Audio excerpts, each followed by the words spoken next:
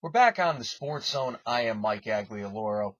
So today we're going to revisit the Donald Sterling mess. And as much as for the last couple of weeks it did look like Donald Sterling was ready to accept his fate, fade into the background, and let his wife Shelly Sterling sell the Los Angeles Clippers to former Microsoft CEO Steve Ballmer, on Monday he announced through a statement that he is going to resume his $1 billion lawsuit against the NBA.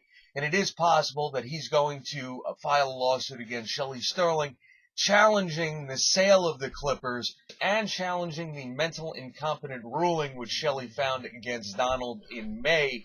To quote from the statement Sterling released, "From the onset, I did not want to sell the Clippers. I believe that Adam Silver acted in haste by illegally ordering the forced sale of the Clippers, banning me for life from the NBA and imposing the fine.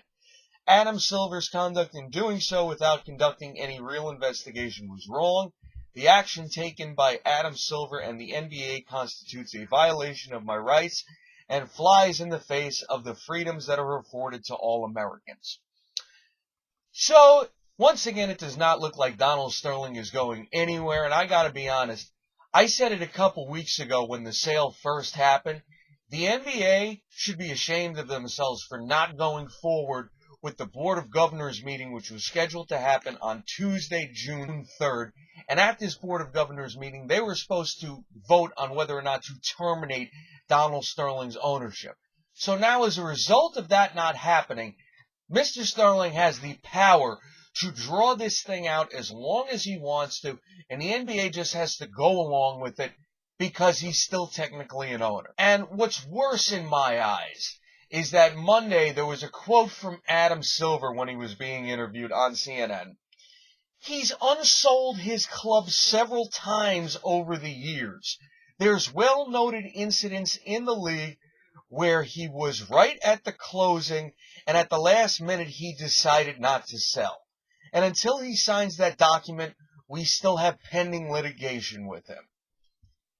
Well, if you knew that, why the hell did you cancel the meeting that would have terminated his ownership? Bad job here by Adam Silver. And nobody else is saying this, so I have to.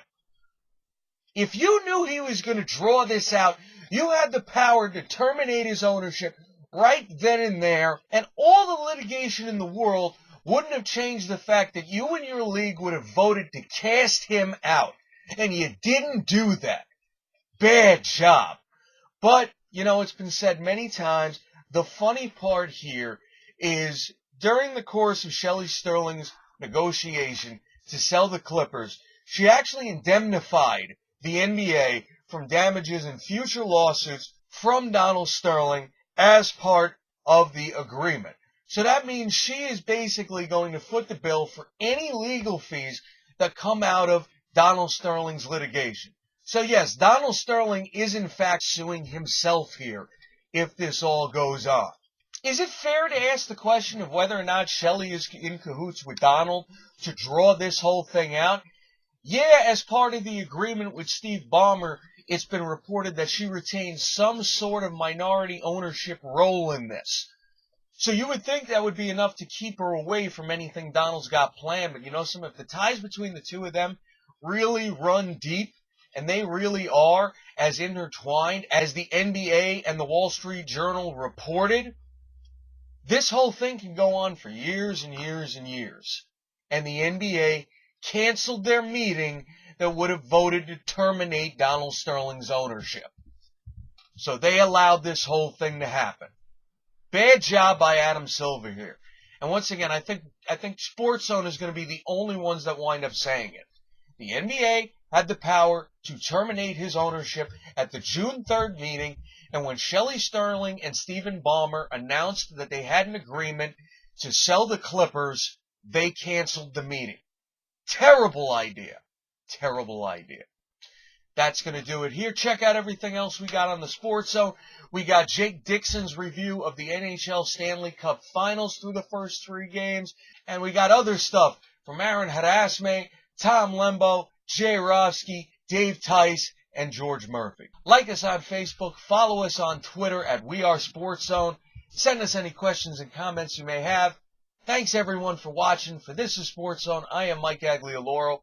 We'll see you next time, folks.